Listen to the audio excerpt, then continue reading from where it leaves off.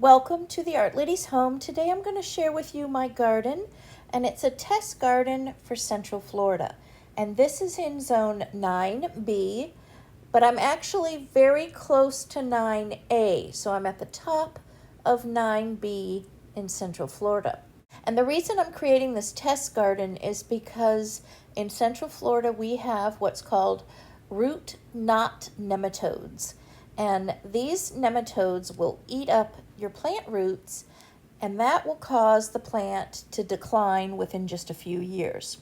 So what I did was I raised up this soil to about 18 inches above the natural grade, and then what I did was I planted several varieties of rose bushes. And the one I'm going to share with you today is a David Austin rose called the Lady of Shallot. And here you can see how it's raised up, and what I'm going to do is watch this rose over the next few years and see how she performs. But I'm going to go ahead and share with you now how I planted this particular rose. I went ahead and dug out the hole. The very base of the hole is almost 2 feet down, and the majority of the hole has new soil because I made this raised up bed here as my test garden, and I put in composted horse manure. So that's about 18 inches of composted horse manure. And then I just put that on top of my original soil. And most of the plants that I've planted in here, I didn't dig down as deep as Lady of Shallot. But I want to make sure that she's not going to get eaten up by our nematodes, because this is zone 9 and we really have bad nematodes in Central Florida.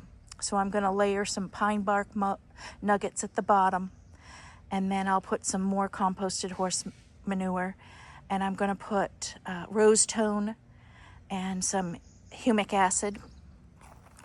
And then I'm going to add some superphosphate for her, because I've had her for over a year and a half, and she has not bloomed.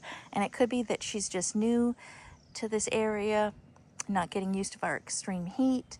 She bloomed the first year, but then this year she did not.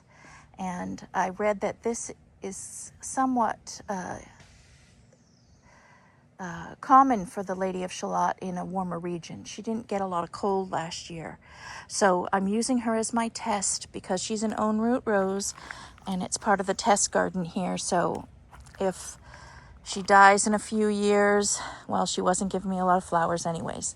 So that's my theory for this. But I am digging down. I dug down real deep for her so that we can remove any of the nematodes if there's any in here, which in the past I've had them in this area, not in this particular bed, but I've had them down at the bottom of this path, a rose that did die from nematodes years ago. So I know that they're in our soils.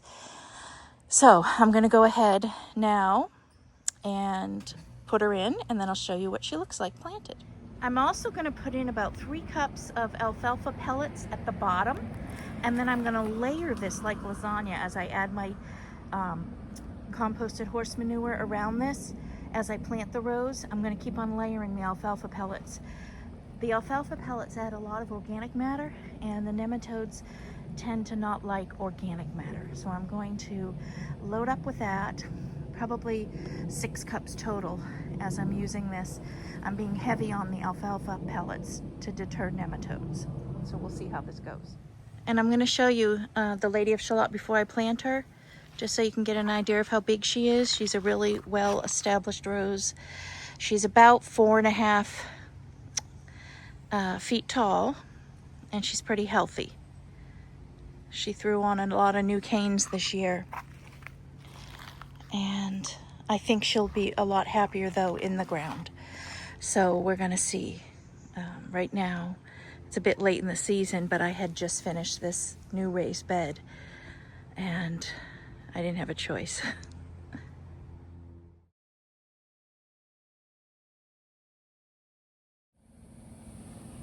And here she is in the garden, and I have her planted between some knockout roses so that when she's not in bloom, the knockouts provide color.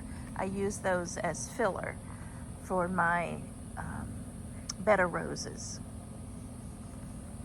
She'll eventually fill up this space, and I'll have some trellises for her to climb up to provide color on the side of this garage here. And so far so good, and I'll keep you updated on how she's doing.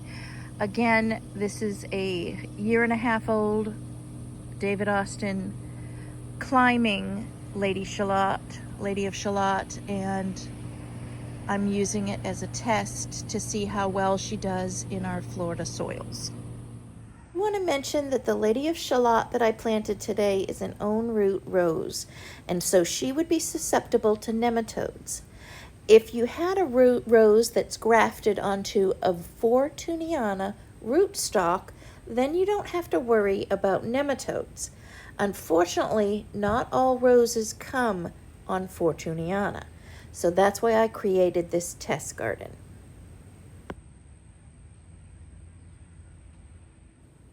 Thank you for watching, and as always, if you have any tips that you would like to share with the community on how to prevent nematodes from eating your roses, please leave comments below.